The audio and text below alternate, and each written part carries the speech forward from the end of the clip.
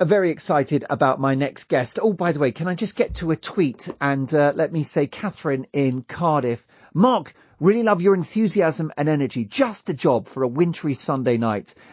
You are good for the nation's mental health. Well, that's so nice of you to say, Catherine. I'm not very good for my family's mental health. They very much consider this Sunday evening show to be a night off for them. Brilliant, though, to have your company. And you add, don't forget the R after the B in February. Oh, Catherine, seriously, I've got a blind spot.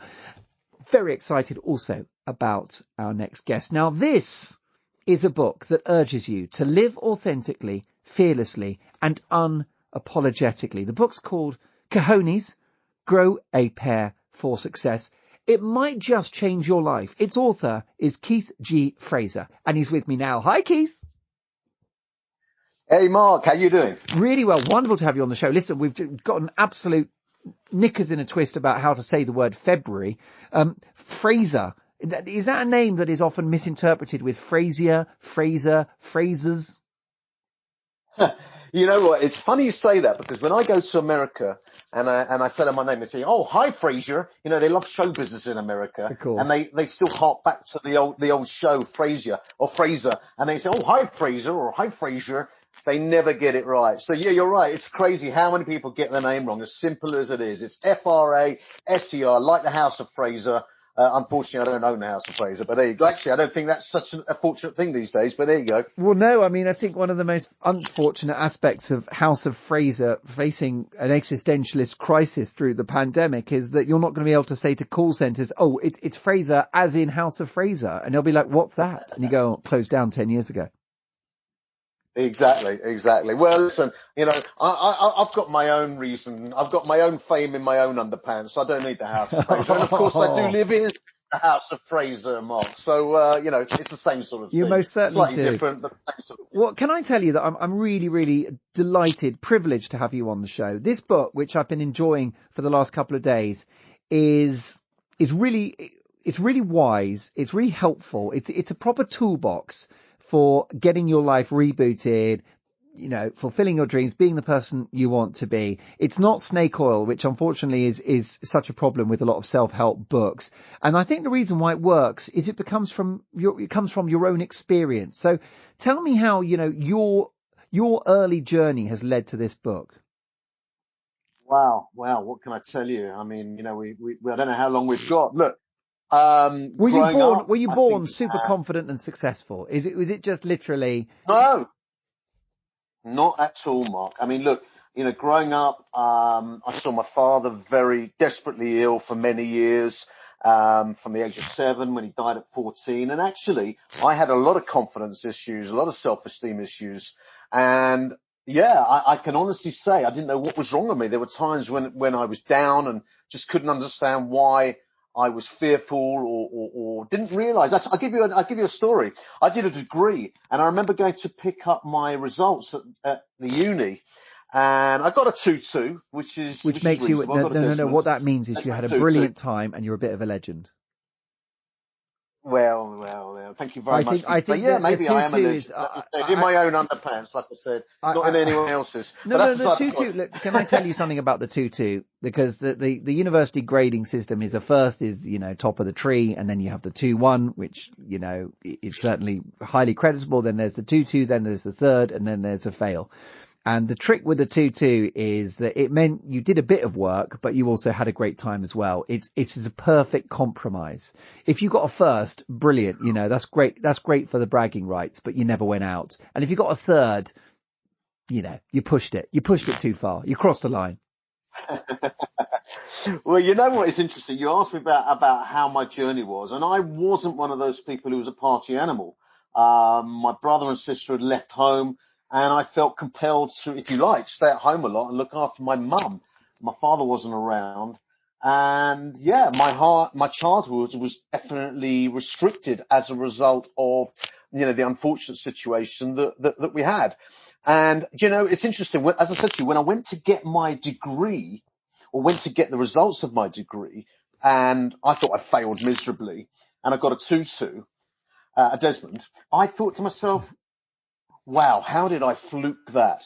I didn't realize for many, many years actually, Keith, you have a brain, you have ability. And I didn't realize it. I just thought it was a sheer fluke. That was how, if you like, low my self-belief was. And if you like, my self-esteem. It has taken me, I'm now 50 and I'm still working on it to realize it's a work in progress, Mark, you know? Well, it is. But I mean, I feel really inspired reading the book. You've got your 10 commandments. And as I say, that is a really tangible 10 steps with which to kind of reboot your life. With the first commandment being, say it as it is. Now, why is that important? Okay. The thing is that we live in a society, I think we can all see, it's a very frustrated one. Of course, we've had COVID. People are very frustrated. But before COVID, you've got Brexit. People seem to feel this need to speak out. And yet the other side of society feel like they are not allowed to. You can't say that. You can't do that. People feel afraid to literally speak and say as they feel. Yeah. Now, you've seen a jack in a box. What happens to the jack in a box when you push it down? It just jumps up at a ridiculous pace. It's like a coiled spring. People want to be able to express themselves. Children want to be able to express themselves. I learned something when I was, when I was young, which was the worst thing. My parents used to say children should be seen and not heard. Absolute nonsense. Everyone has the right to be heard, regardless of what they believe in. As long as you're not damaging anyone else, you're not espousing murder or anything like that. You have the right to say it as it is. It's a very important quality. And one of the reasons that people are so frustrated is because they feel that they cannot. And we are constantly being silenced. And I say enough is enough. Well, indeed. And, you know, these commandments, I'm just nodding my head at all of them. Be a shepherd, not a sheep. Fear no one, approach anyone. Don't ask, don't get. So ask and you may just get.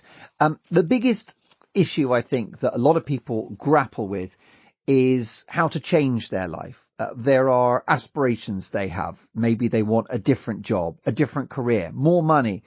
They want love. They want, I don't know, weight loss, you name it. They want to quit smoking. They want to just, you know, reimagine their lives.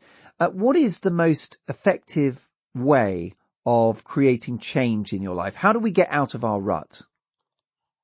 Deciding to change, deciding you need to change. You know, I know many people who continue in the rut, and until you actually are introspective enough to realize what you need to do, which is change yourself, then you're never going to change. You know, there are many people, Barry Hearn, who's one of the people who gave me a testimonial, has basically said, this book is not for sitting on the fence. And I would like to say that why won't people like this book? Those sorts of people, the people who are afraid to be introspective, people who find it easier to blame something external to themselves, people who don't like a challenge, people who don't want to face responsibility for aspects of their own lives. They won't like this book. And if they want to continue that way, don't read it, because it threatens their status quo and they don't want to face themselves, because it's about personal accountability. So that's the first thing. Be accountable for yourself.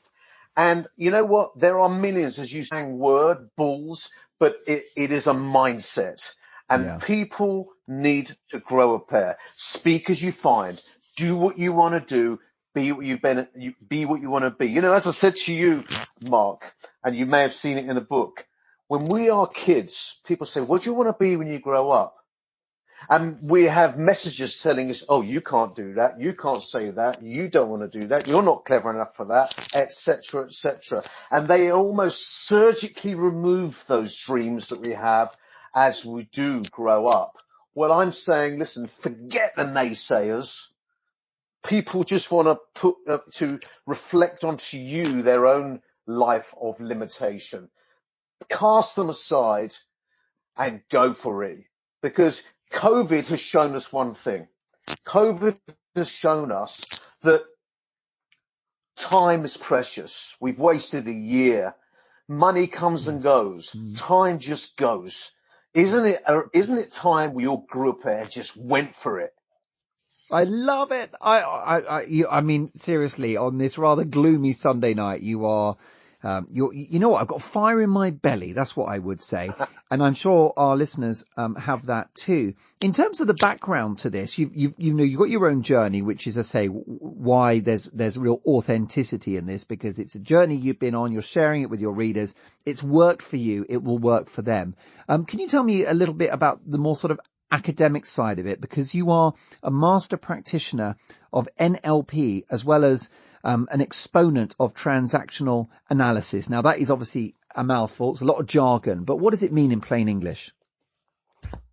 Well, there's two things. First of all, transactional analysis is an extension of Freudian psychoanalysis. And of course, all the great sages said, if you know yourself, that is the first place to start in any kind of journey. It's important to know yourself. And they teach you, it's almost a psychological language. It teaches you that we are three parts, not just one part, and they all have transactions with each other.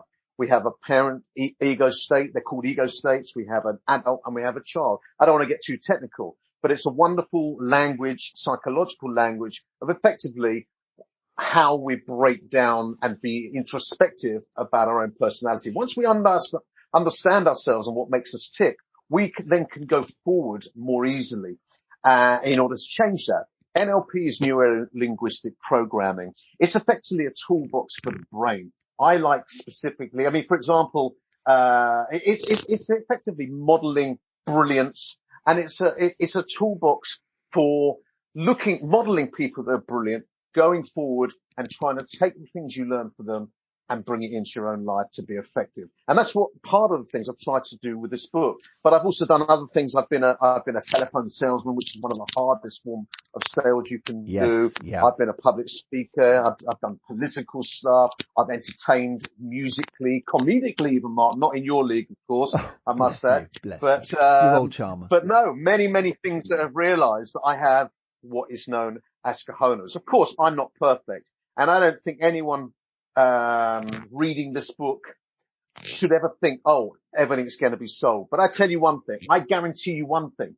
If you adhere to some of the tools inside it, you will be more authentic, you'll be more fearless, more unapologetic, and as a result, happier.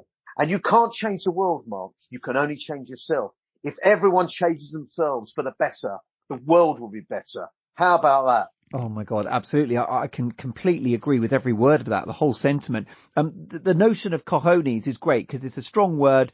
It's a powerful sort of visual image, but of course it's not gender specific, is it? It's essentially for all human beings to actually accept that there will be fear about things, confront it and just crack on and do it anyway. Well, unfortunately, the Mary Whitehouse, people amongst us will not like the title. It is a mindset. It's got nothing to do with a body part. I've actually spoken to rooms full of women. Of course it's a metaphor, but you know what? It's cheeky and it's bold and it's profound. If you look at the book, by the way, my mother, bless her, she calls it Cojones because that's how you spell it. I mean, how many people would be able to spell it, let alone live that life? Yeah. But, the book I think is very practical because you've got the 10 Cojones commandments that you've mentioned some of them. There are others, of course, and there are Cojones icons, people I've interviewed. Yes. In order to understand a little bit of what they have, people like Arsene Wenger, David Walsh, the man who was responsible for bringing down Lance Armstrong. Yeah. In my opinion, he had great Cojones for speaking out and integrity. Even Nigel Farage, he's a politically divisive figure, but he had cojones for a vision. Sarah Willingham, a female entrepreneur, Barry Hearn, Ross Kemp, Chris Eubank, who summed it up itself because this book is about living authentically. And he talks a lot about being himself. And he said this, Mark, he said, others should be liberated by those not afraid to be themselves. Now, unfortunately, it's normally the opposite. He said, when we let our light shine, we unconsciously allow others to do the same.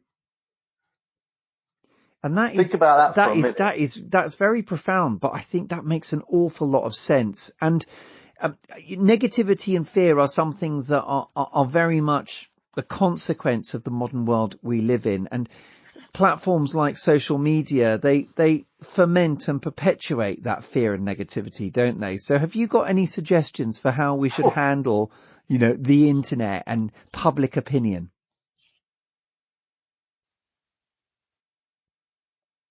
Well, listen, if I have one downfall in my business, if you like, business entrepreneurial mind, I am awful at social media. It's very hard for me, insofar as I don't enjoy it. However, I have, in the scheme of interviewing some of the people I mentioned, we put it up on YouTube, and I've had loads of people calling me every single name under the sun. But in transactional analysis terms, what they call like an acknowledgement, or they call it a stroke. Negative strokes are also a form of attention, which is why a lot of people actually like social media, because they actually like the negative attention they get. Putting social media to one side, because it's not a healthy thing in some respects. We've got Valentine's coming up, and I talk about relationships a little bit when it comes to cojones. I actually met my wife at the traffic lights, would you believe? It's a true story. And, I was you in a didn't different have country. long. You had a few seconds to make your pitch, right? I had a few seconds, but the lights kept changing. I kept saying, do you know that I was asking for directions? The lights kept changing, and she was telling me directions. Me being a bit cheeky said to her, look, I'm an Englishman in town on my own. I could do with somebody showing me around.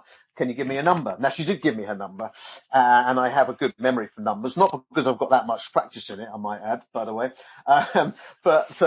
Anyway, when I phoned her up, she kind of gave me the brush off. She said she was with somebody, and I, of course, not being the sort of person who wants to tread on any toes, I just ignored it. And if she wasn't interested, she wasn't interested. But I was back in the country a few months later, just twiddling my thumbs, and her number, because her name begins with an A, was at the top of my my address book on the phone. I called her up. The rest is history. We've been married for 11 years, something like that. I beg your pardon, 2009. Yeah, you better get this. No, you better get this right, or you'll be in trouble. Yeah. Where are we? 2021. So it'll be 12 years. What can I say? So that is a true story. And Valentine's is coming up. So it's not only about asking a girl or asking a man out to date, because what is fear anyway? Fear is an acronym. It means false expectations appearing real.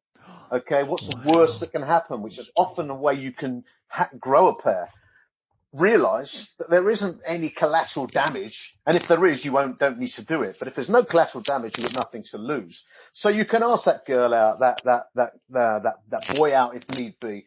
And what about having cojones in a relationship? Do you know what, Mark? I'm sure you're like me. You've been in a coffee shop many times, and when you're a bit nosy, you overhear a couple of girls talking. They're always complaining about their boyfriend. I'm thinking to myself, well, if they're that bad, get out the relationship. Yes, but no, invariably they'll either wait to get out, and then they'll go to another one that's just as bad. I'm saying with cojones, you can speak up for what you want. You can communicate better. What's important to you? Say what you need to, and you get rid of those fears of rejections, fears of loss, and you take the initiative. The book is a triumph, and it might just change your life. Loved having you on the show. Let's speak again, Keith, because I think this is a really rich theme that could merit much more thorough exploration. Cojones is out now. I would love that. We'd love to. Let's get you back. Cojones is published by Panoma Press. Cojones Grow a Pair for Success by Keith G. Fraser. Arsene Wenger has said Keith is true to his message of audacity and perseverance. Rave reviews from Alastair Campbell, Arsene Wenger, Barry Hearn, and many more. Brilliant to have you on the show, Keith. Stay awesome, and we'll speak soon. Thank you so much. Much appreciated, Mark. Brilliant. Loved our chat. Brilliant stuff. After this, extraordinary facts. Yes, indeed. It's time for What the Fact. Don't go anywhere. Across the UK, online, on DAB, and on your smart speaker. Talk Radio.